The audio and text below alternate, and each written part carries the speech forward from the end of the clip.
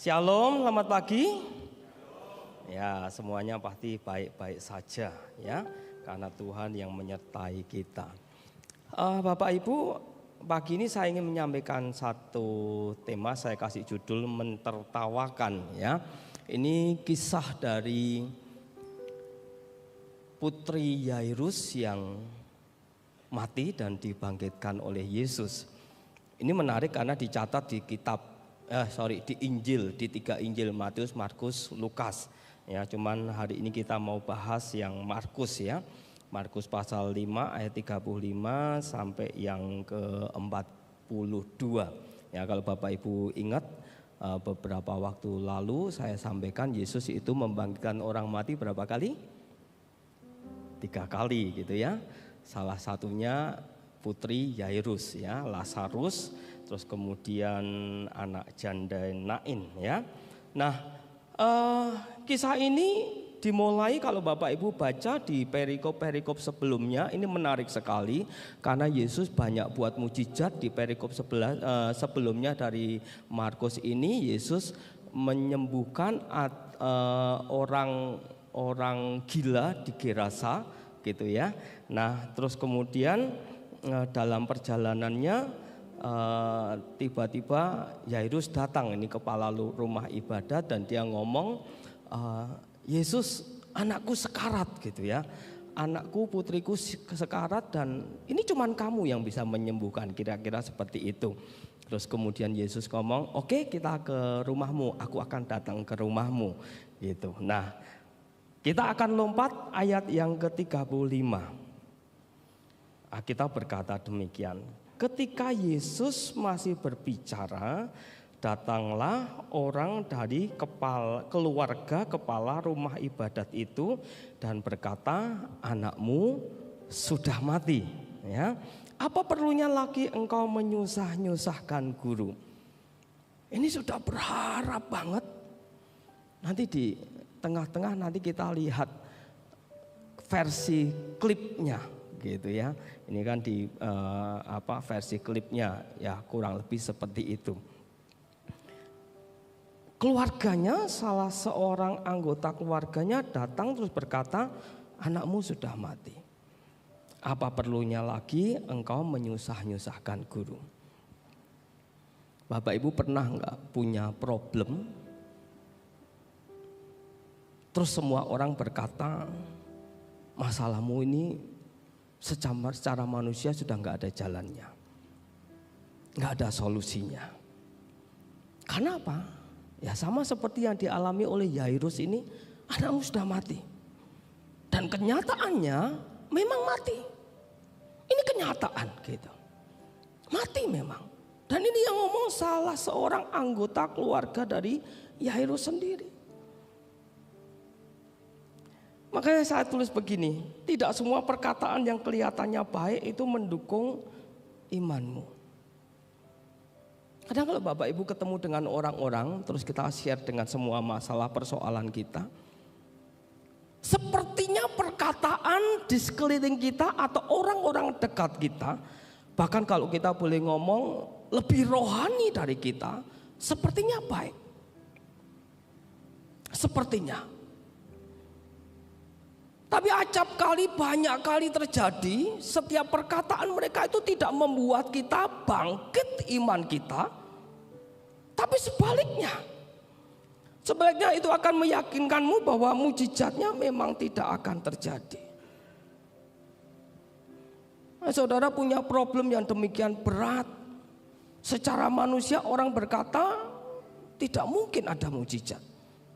Terlalu berat, tidak mungkin lah. Ini sudah finish, sudah selesai, nggak ada pertolongan, habis sudah. Ini yang terjadi saudara. Kita lanjutkan ayat berikutnya, ayat 36. Tetapi Yesus tidak menghiraukan perkataan mereka dan berkata kepada kepala rumah ibadat atau Yairus itu, jangan takut, percaya saja.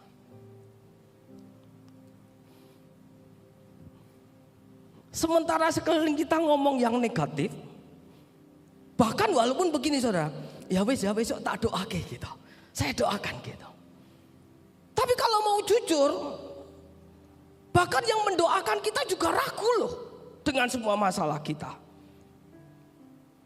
Saudara pernah menghadapi saat diminta mendoakan seseorang dan orang ini, semua orang berkata ini sudah penyakitnya sudah demikian parah, nggak mungkin. Ayo doakan. Apa yang menjadi doa kita seringkali muncul? Tuhan, biar kehendakmu yang jadi. Betul? Dan itu kenyataan. Sebenarnya kita tidak punya iman mendoakan orang tersebut untuk sembuh. Karena secara kenyataan, kedokteran dan yang lain-lain berkata tidak mungkin sembuh. Ya karena kita hamba Tuhan diminta mendoakan, ya harus mendoakan. Dan kenyataannya seringkali apa yang keluar dari doa mulut kita itu menunjukkan bahwa kita pun juga tidak yakin, saudara.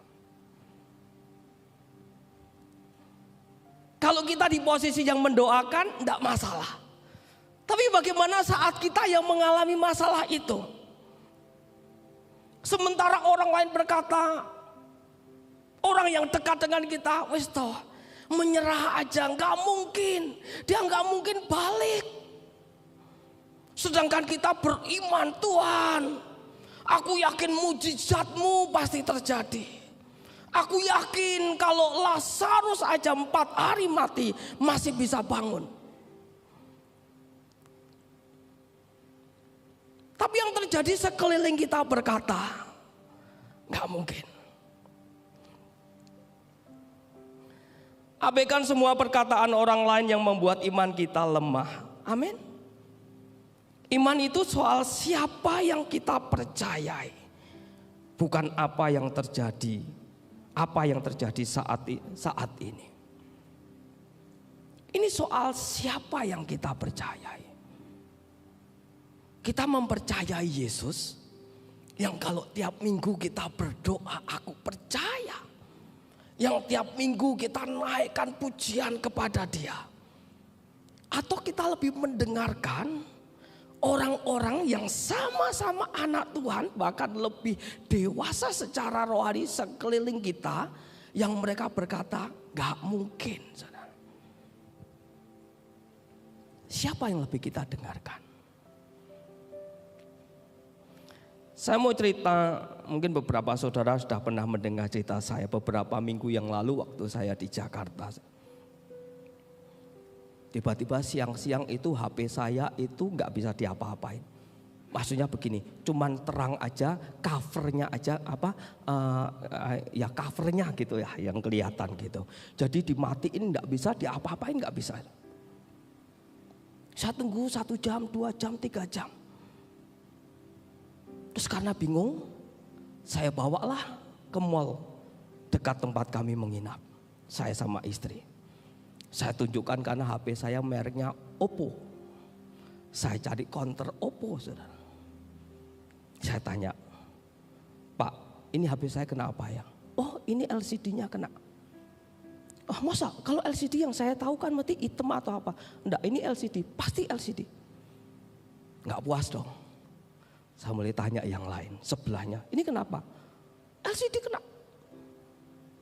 Mungkin ada 8 atau 9 counter saya datangi, bahasanya sama, LCD-nya kena. Saya balik lagi ke Oppo. Saya tanya, LCD berapa sih? Kira-kira 1,2, 1,3. Mahal banget. Iya, itu LCD, soalnya vital, Pak. Saya iseng dong. Saya tanya, kalau HP saya jual laku berapa? Ya 1,5. Berarti aku gocul duit cuma nopek sampai gitu ya. Tapi saudara ngerti enggak, saat itu Roh Kudus itu ngomong kenceng banget. Percaya saja. Buktinya apa? Saya ambil HP saya, terus saya ngomong sama istri saya. Yuk kita makan dulu, ngulur waktu. Siapa tahu terjadi mujizat demi mujizat. Betul? Saya tunggu saudara. Saya tunggu 1 jam, 2 jam. Karena sudah mulai menjelang malam. Jam 8 kurang, setengah 8. Ini mulai bingung. Pada Roh Kudus itu ngomong, percaya saja, tenang gitu. Saya mulai menimbang-nimbang. Ini LCD kena, semua counter ngomong LCD kena. Tapi Roh Kudus ngomong percaya saja. Apakah percaya LCD kena? Ini menarik saudara. Nah, tiba-tiba muncul beli lagi. Karena ini enggak bisa nih. Beli lagi aja. Wah, langsung yang punya counter, ini Pak, ini ada Oppo terbaru, gini. Enggak wis, selesai saya makan, nyerah saudara. Saya datang lagi ke Oppo. Ya wis Mas, saya beli gitu. Dia ngomong, wah kebetulan Bapak datang pas ada kartu kredit. Bapak ada kartu kredit, ada kebetulan ada promo. Jawaban Tuhan. Ya wis, kartu kredit saya kasih saudara. Digesek sampai lecet mungkin. Enggak bisa tuh. Masalahnya saya butuh. Semua data ada di HP. Ya mau enggak mau. Ya udahlah. Saya pakai debit. Dibuka saudara. Dibuka yang baru.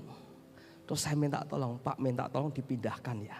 Dari HP lama ke HP baru. Oh bisa Pak. Begitu dibuka sudah selesai, tanya emailnya apa? Saya hafal email saya. Berikutnya passwordnya apa? Ini perkara sulit. Karena passwordnya di dalam HP yang mati. Tidak bisa Pak. Kalau tidak ada passwordnya tidak bisa. Nah passwordnya itu di dalam HP. Sulit saudara. Bodoh kan? Saya ngomong bisa nggak cara lain? Nggak bisa. Harus pakai passwordnya. Nah passwordnya di dalam HP. Karena di dalam HP saya semua catatan itu ada di dalam HP saya. Baik catatan khotbah semuanya ada semua di sini. Termasuk password saudara. Nggak bisa diselamatkan saudara. Ya udah.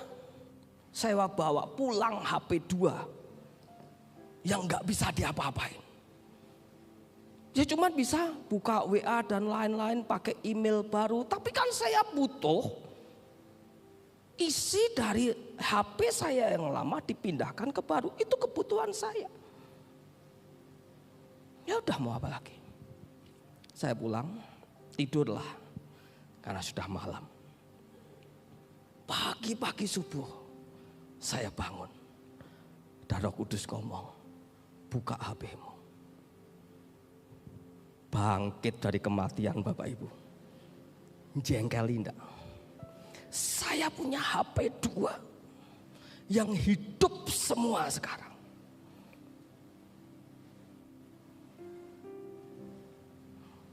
Kita ini lebih suka mendengarkan perkataan orang lain atau kita lebih suka mendengarkan apa kata Tuhan yang pasti benar?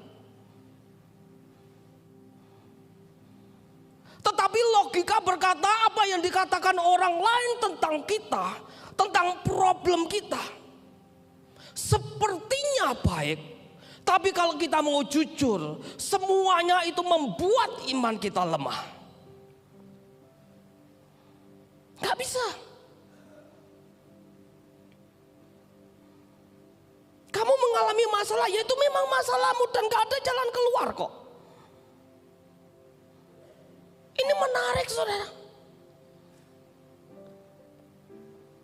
Apa sih susahnya kita lebih condong mendengarkan suara Tuhan? Susah.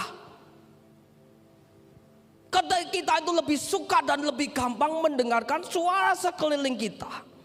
Bahkan hamba-hamba Tuhan yang sudah melihat kita dan berkata hopeless juga.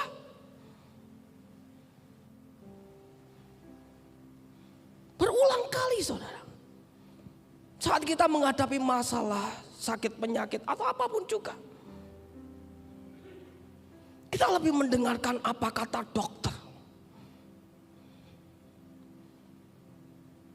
Hari Senin yang lalu Om Hin, waktu saya telepon Om Hin ngobrol-ngobrol, Om Hin kasih satu pesan buat saya. Bud, kamu mesti percaya apa kata Roh Kudus. Ini nancep saudara. Karena kita lebih suka mendengarkan sekeliling kita yang berkata-kata dengan kita. Dan kita tahu semuanya bahwa itu perkataan negatif yang tidak membuat iman kita naik, melainkan membuat iman kita turun. Ini soal siapa yang kita percayai, bukan apa yang terjadi dalam sekeliling kita. Bukan. Ini soal siapa yang kita percayai.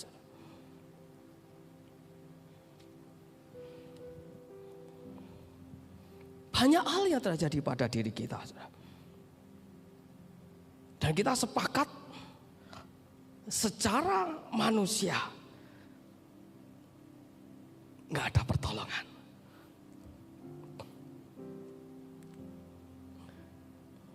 Berikutnya ayat 37. Perhatikan ini. Lalu Yesus tidak memperbolehkan seorang pun ikut serta kecuali Petrus, Yakobus, dan Yohanes saudara Yakobus. Kenapa seperti itu? Karena sekeliling kita itu, circle kita menentukan masa depan kita. Berulang kali saya ngomong tentang komunitas, tentang circle ini. Bertumbuh atau layu tergantung siapa yang mengelilingimu. Makanya cari orang sesuai dengan circle-mu, saudara. Yesus punya 12 murid, tapi kenapa yang diajak 3 orang? Nanti kita lihat yang diajak Petrus, Yakobus, Yohanes, bapaknya dan ibunya. Bapaknya dan ibunya diajak, saudara. Kenapa? Mesti sama kepercayaannya. Yang mengelilingi Yesus, orang-orang yang pasti akan mensupport dia. Ada yang menyirammu dan memberi pupuk.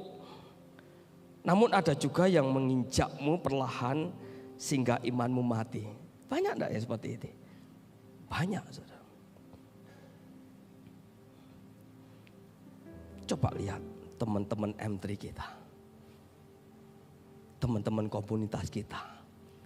Tempat di mana kita nongkrong, saudara. Termasuk sosial media kita. Apa IG-nya? Saudara ngerti enggak sosial media itu begini. Apa yang kamu suka nanti akan dikasih semuanya. Kalau kamu suka membuka sesuatu yang positif, yang muncul positif semua, saudara. Itu mau IG, mau TikTok, mau YouTube. Apa yang ada di situ? Itu yang kasih makan kita sehari-hari. Begitu saudara buka HP, itu yang kasih makan kita. Ini loh. Buka IG, scroll itu yang isinya.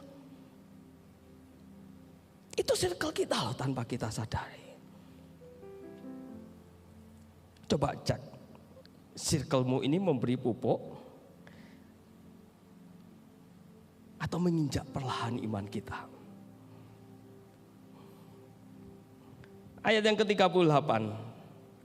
Mereka tiba di rumah kepala rumah ibadat, di rumahnya Yairus, dan di sana dilihatnya orang-orang ribut, menangis dan meratap dengan suara nyaring. Nah, zaman dulu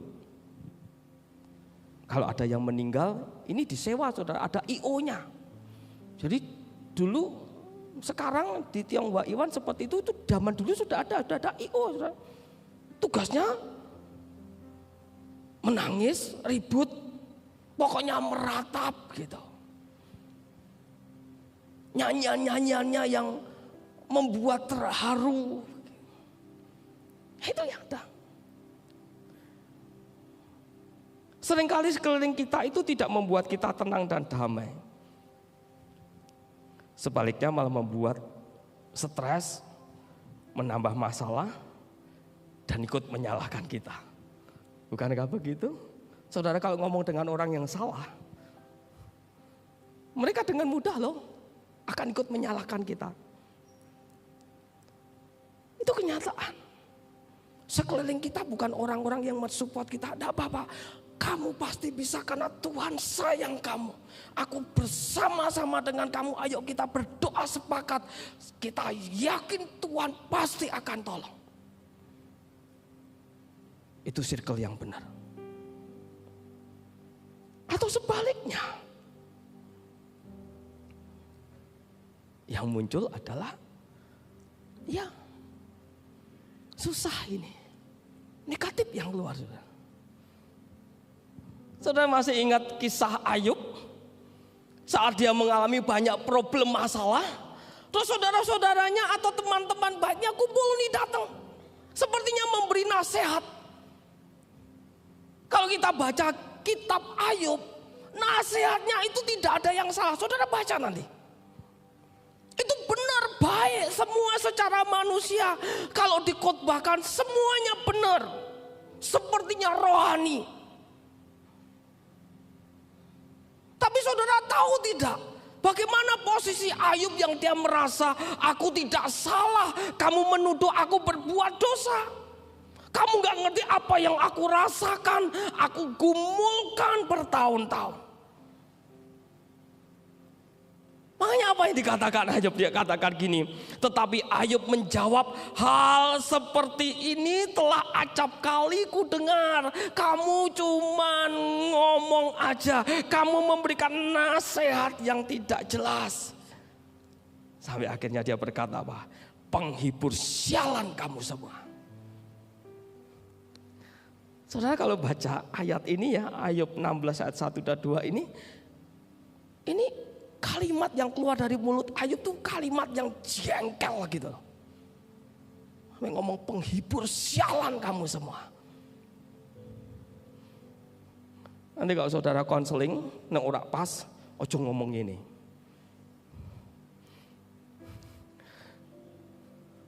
Ini khusus untuk Ayub, saudara.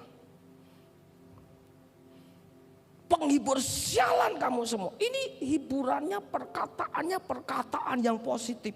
Perkataan yang baik. Perkataan rohani semuanya. Tidak ada yang jelek. Tapi lihat di posisinya Ayub. Penghibur sialan kamu semua. Makanya saudara, saya seringkali sampaikan saya lebih suka kalau saya itu sendiri, saudara. Karena terkadang kalau kita ketemu dengan orang, seringkali yang kita terima dari sekeliling kita itu bukan hal yang positif. Karena lebih mudah menyalahkan. Dan hebatnya saya ulangi lagi, sepertinya perkataannya tidak salah. Sepertinya perkataannya positif. Sepertinya perkataannya rohani. Sepertinya perkataannya bagus. Bukankah kita punya Roh Kudus? Saudara masih ingat minggu yang lalu Ibu Yeni ngomong melampaui keterbatasan. Melampaui keterbatasan. Saya ulangi lagi, melampaui keterbatasan. Tapi kenyataannya kalau mau jujur, sekeliling kita membuat kita tidak pernah bisa melampaui keterbatasan. Karena mereka memberikan inputan, memberikan masukan, memberikan nasihat yang membuat iman kita makin menyusut, makin kecil, dan kita hilang harapan.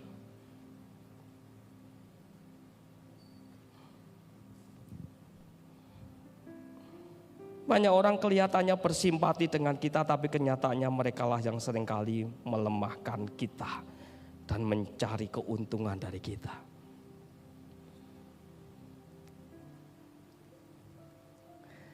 Ayat 39 itu menarik. Sesudah ia masuk, ia berkata kepada orang-orang itu, mengapa kamu ribut dan menangis? Anak ini tidak mati, tetapi tidur. Mereka yang menangis itu mencari banyak keuntungan dulu. Ya karena memang mereka dibayar. Kalau tidak ada yang mati, dia tidak dipanggil loh. Tapi percayalah, orang-orang yang kelihatannya bersimpati dengan kita, kenyataannya merekalah yang melemahkan iman kita dan mencari keuntungan dari kita. Yesus ngomong, mengapa kamu ribut dan menangis? Anak ini tidak mati, tetapi tidur. Saya renungkan gini saudara. Saya berpikir kalau saya menjadi saudaranya Yairus dan saya ada di sana,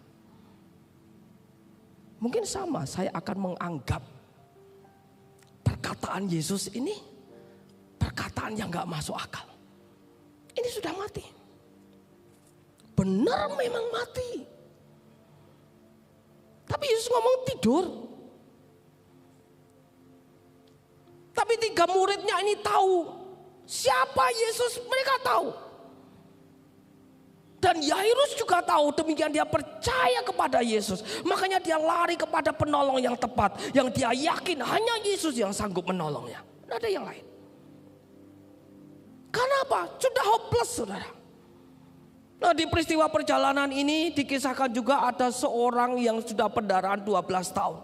Alkitab berkata semua hartanya habis. Dan tinggal satu-satunya pertolongan dia.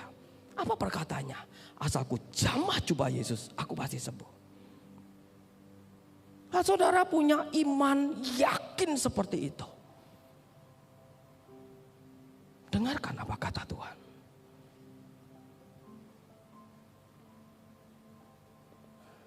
Keyakinannya itu saudara. Itu bukan sesuatu yang mudah kita tahu itu. Ya. Ayat yang ke-40 kita berkata demikian. Tetapi mereka menertawakan dia. Sama kan ya. Maka diusirnya semua orang itu. Lalu dibawanya ayah dan ibu anak itu. Dan mereka yang bersama-sama dengan dia masuk ke kamar anak itu. 3 murid Yesus, ayahnya dan ibunya. Kenapa mereka mentertawakan? Nanti kita lihat klipnya, bagus saudara. Mereka nangis waktu Yesus ngomong, anak ini tidak mati, tidur. Wah, mereka langsung ketawa saat itu juga. Sama sebetulnya, sekalian kita juga seperti itu. Mentertawakan ya. Arti kata mentertawakan atau kategelon artinya itu tertawa mengejek. Ya, tertawa menghina dan mentertawakan dengan sinis. Banyak ya sekeliling kita mentertawakan kita. Apa bisa? Apa mungkin? Saya waktu masih remaja dulu, pemuda lah ya. Orang lain mentertawakan saya saudara. Dengan segala kekurangan, kelemahan saya banyak sekali. Karena mereka mentertawakan ngomong yang negatif dengan saya. Saya pun juga merasa itu loh saudara. Negatif memang benar. Jangankan teman-teman. Bahkan keluarga saya, orang tua saya juga negatif terhadap saya. Karena itu tertanam, mentertawakan. Ini yang membuat kita makin lama makin lemah. Saya pun juga merasa, wow, ternyata aku negatif loh. Aku ini gak mungkin loh. Orang dulu ngomong menjadi orang itu gak mungkin. Sebenarnya kan kita orang ya, bukan hewan. Orang bisa mentertawakan iman kita, mentertawakan janji Tuhan, bahkan mentertawakan pekerjaan Tuhan dalam hidup kita. Tapi tawa ejekan manusia tidak bisa menghentikan karya ilahi atas kita. Setuju? Kita kalau baca seperti ini kan, oh ya setuju benar. Tapi saat kita mengalaminya saudara, itu bukan sesuatu yang mudah. Ini bedanya tipis. Kenyataan yang ada dengan kita mendengar suara Tuhan. Dan kita harus mentaati siapa Tuhan atau perkataan mereka atau kenyataan di depan kita. Itu tipis. Dan lebih mudah kita mendengarkan perkataan orang lain daripada kita mendengarkan perkataan Tuhan. Dan dia selalu ngomong tentang kita. Saya kemarin sore ketemu dengan seorang cicik gitu. Saya sudah menganggap dia seperti cicik saya. Hari ini dia tidak datang di tempat ini. Wow, ini cicik ini memberkati sekali dengan sharingnya. Saya sampai domblong dan berkata, wow. Cicik ini usaha frozen, saudara, ya, ikan frozen gitu. Nah, beberapa waktu lalu harga ikan ini naik. Salmon, ikan salmon, ini harganya naik. Saudara. Terus sementara yang lain ngomong, ayo beli, nanti keburu naik lagi. Enggak, Roh Kudus kok ngomong enggak, naik lagi. Ayo toh beli, enggak. Sampai harganya tinggi, saudara. Dia cerita harganya sampai 233.000. Itu per apa saya nggak tanya. Itu mahal sekali. Saya ngomong sama dia, loh Cik, saat orang lain berkata ini naik terus nanti akan naik lagi. Kamu nggak takut?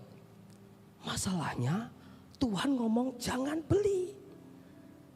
Ini keren saudara. Dan dia bertahan dengan itu. Naik sampai 233. Nah tiba-tiba ada satu resto di Semarang yang pesen cukup banyak. Tapi harganya udah terlalu tinggi. Dan dia ngomong sama Tuhan, Tuhan ini piye? Saudara ngerti enggak? Itu ada supplier dari Jakarta telepon sama dia. Cik kamu butuh salmon enggak? Iya butuh. Harganya berapa? Sama kamu 145.000. Iya adanya berapa? Sekian banyak. Oke aku ambil semua. 145.000. Saya tanya sama dia dijual berapa Cik? 295.000. Cuan piro? Cepek sudah. Saya ngomong kok kamu bisa sih? Cepek saudara 145 jadi 295.000. Saudara siapa di sini yang mau jualan untungnya cepek Wah orang sing gelem nek kene. Saya maunya cecing hun. Wah iki angel saudara. Sepertinya kan ini kisah yang sepele ya. Tapi saudara ngerti bahwa waktu dia menyampaikan itu. Kalau dia mendengarkan perkataan orang dan karyawannya yang berkata ayo ambil. Mumpung harganya masih 100 mungkin 125, 130 ini sudah naik. Jadi 233. Dan dia tetap mendengarkan apa kata Roh Kudus. Saya ngomong sama cici ini, yang ini saya mau. Maksudnya mau bukan mau jualan, bukan mau mendengarkan yang seperti ini, saudara. Mendengarkan apa kata Roh Kudus. Saya gagal soal HP. Harusnya kan tak tinggal tidur kan. Tapi mungkin kalau tak bawa pulang saya nggak beli, mungkin semalam saya nggak tidur. Iki piye ya? Gitu. Bukan sesuatu yang mudah saudara. Kalau saudara mendengar cerita ini, ya seperti cici ini, saudara mungkin akan berkata, enak ya, ya. Tapi saat saudara mengalami, percayalah itu bukan sesuatu yang mudah. Lalu dia cerita lagi, Bud, kamu tahu enggak, kalau pas kita punya duit terbatas, siapa dulu yang kita mau bayar? Dan dia tanya Roh Kudus. Roh Kudus, aku membayar siapa? Roh Kudus mengingatkan itu loh, yang bayar kamu ini. Dia lagi kesusahan keuangan. Dan terbukti saudara. Dia bayarkan kepada orang yang tepat. Nek kita piye? Nek iso bayare molor. Betul? Jatuh tempo 1 bulan, bisa tidak ditambah menjadi 3 bulan. Terus duitnya dideposito sih. Makanya ndak heran kalau kita membayar ke supplier kita lama, customer kita membayar lebih lama loh, apa yang kamu tabur itu yang kamu tuai. Tapi saya percaya ini bukan sesuatu yang gampang, saudara. Ayat 41 Alkitab berkata demikian. Lalu dipegangnya tangan anak itu, katanya talitakum, yang berarti hai anakku, aku berkata kepadamu, bangunlah. Tuhan tidak butuh pembuktian dari manusia untuk menyatakan kuasanya. Amin. Nggak butuh pembuktian, ya. Percayalah, sekalipun semua mentertawakan, kalau Yesus berkata bangunlah, maka mujizat pun terjadi. HP saya kalau pagi-pagi tidak bangkit, saya mungkin akan berkata orang salah gitu ku. Tapi begitu HP saya hidup pagi-pagi, saya menjadi malu begitu. Ini bukan sekali dua kali, Roh Kudus sering mengingatkan kita.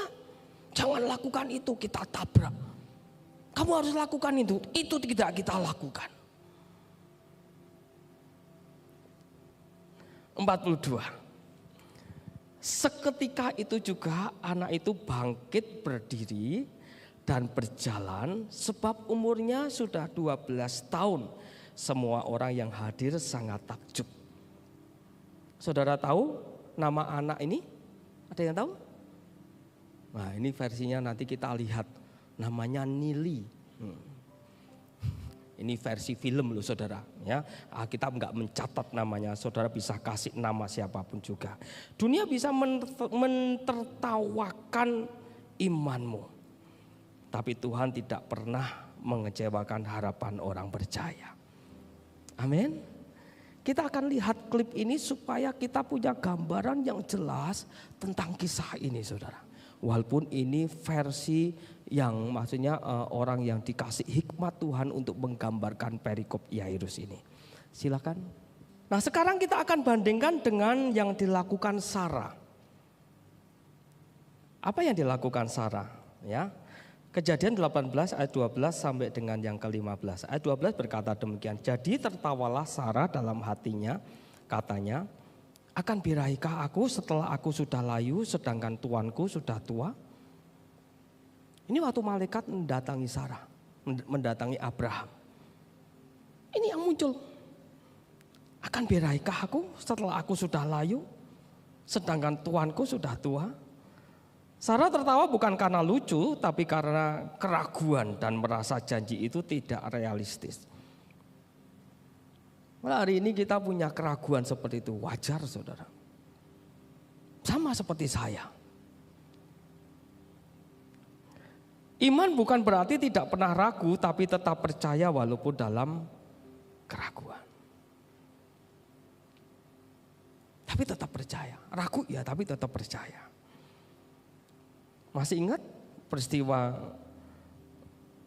seorang ayah yang anaknya kerasukan terus minta tolong kepada Yesus, terus kemudian berkata, murid-muridmu sudah mendoakan tapi tidak sembuh. Terus Yesus berkata demikian, apakah kamu percaya kalau aku sanggup?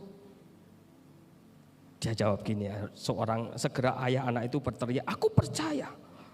Tolonglah aku yang tidak percaya ini. Aku percaya, tolonglah aku yang tidak percaya ini. Ragu saudara, tapi dia percaya. Waktu saya renungkan ini, sama loh. Saya meyakini selama kita tetap mempercayai dia. Sama seperti Sarah saudara. Ragu mana mungkin, sudah mati pucuk, sudah layu. Masihkah bisa birahi? Gak bisa secara manusia. Kedokteran mana yang berani berkata seperti itu? Kamu masih bisa punya anak? Tidak ada. Tapi ini yang terjadi saudara. Ayat yang ke-13, lalu berfirmanlah Tuhan kepada Abraham, mengapakah Sarah tertawa dan berkata, sungguhkah aku akan melahirkan anak sedangkan aku telah tua?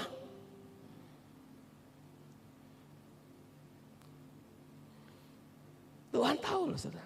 Meski tertawanya dalam hati, Tuhan tahu. Ya, ini menunjukkan Tuhan bukan hanya mendengar suara kita, tapi mengenal isi hati kita. Oh, dia paling tahu.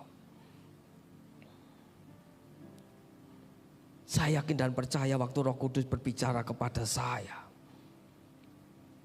Dia tahu kalau saya ragu. Dan saya mengambil keputusan yang salah malam itu.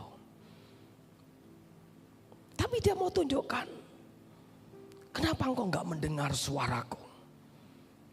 Kok enggak lebih mendengar suaraku daripada orang-orang, semua orang yang ada di counter itu yang berkata, HP-mu LCD-nya rusak.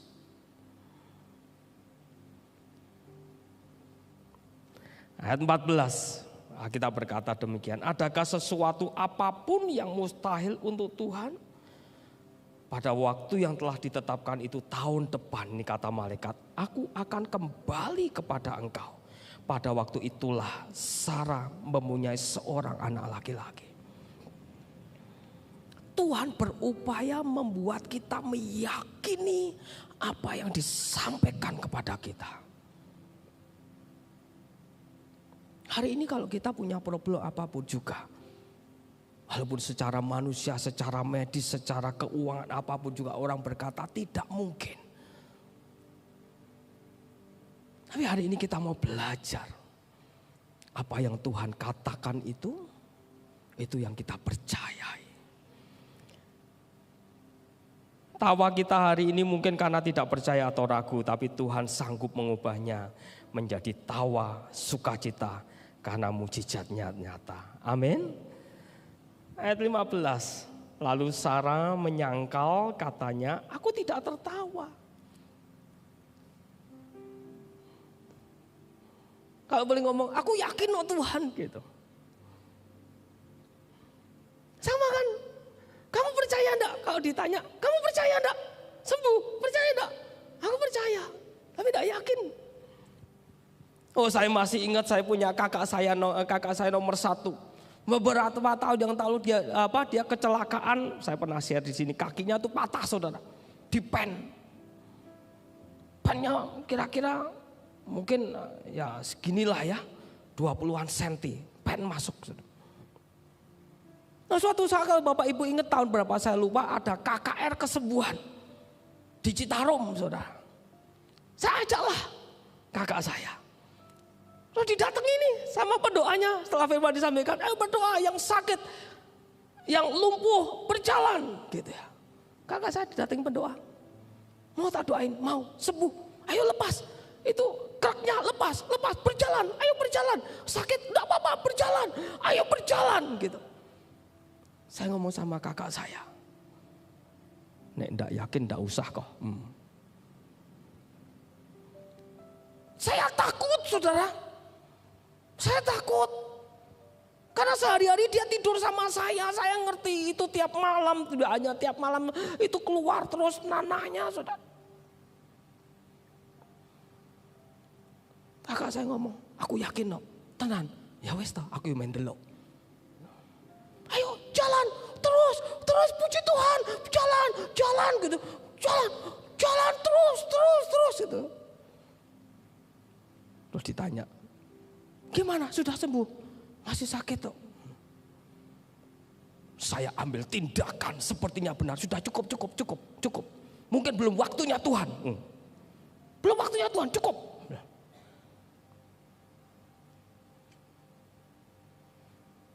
Besoknya saya bawa ke dokter lagi saudara. Ke Solo. Ambles pennya. Dipen lagi saudara. 50 senti. Wes ra iso berjalan meneh ini. Ambles tidak. Saya enggak tahu. Cuman waktu itu enggak punya iman seperti itu. Jadi pennya dicabut karena ambles, diganti pen yang panjang lagi.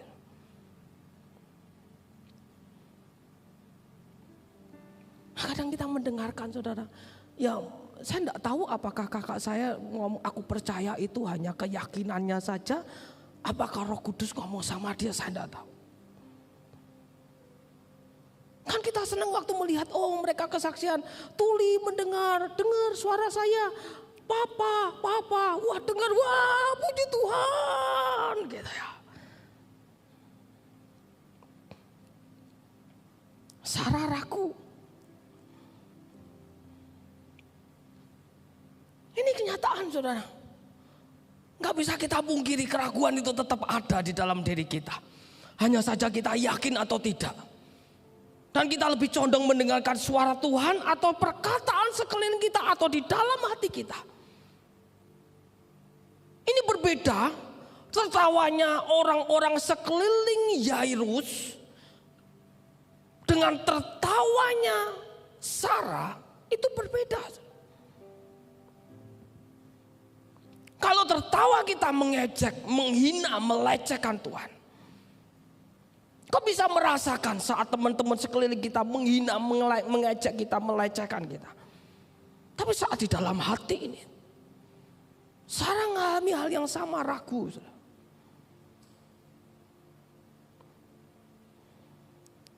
Slide yang terakhir. Di rumah Yairus, tawa mereka adalah kategelon atau mengejek secara terang-terangan. Tapi di hati Sarah, tawanya adalah keraguan yang tersembunyi. Namun dalam dua-duanya itu tawa tidak menghentikan kuasa Tuhan. Amin. Tawa itu tetap janji Tuhan tetap digenapi.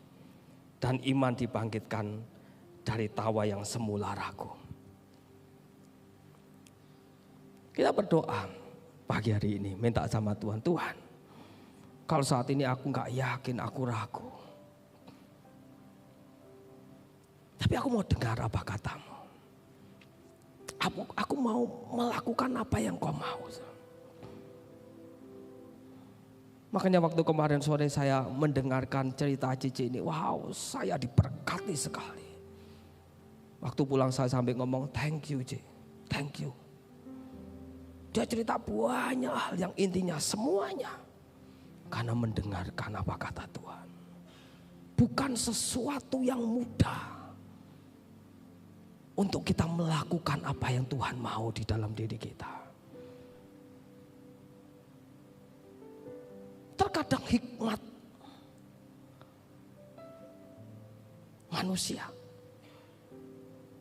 itu berupaya mengaburkan apa yang menjadi perkataan Tuhan atas hidup kita. Dan itu yang ternyata terjadi, saudara. Kepengin, kita semua kepengin, saya dalam hati ngomong, aku kepengin banget. Tuhan, aku mau mendengar perkataan-Mu. Tuhan, aku mau melakukan apa yang Kau mau.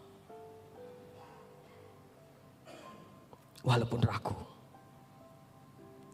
tapi tetap mempercayai Dia. Amin.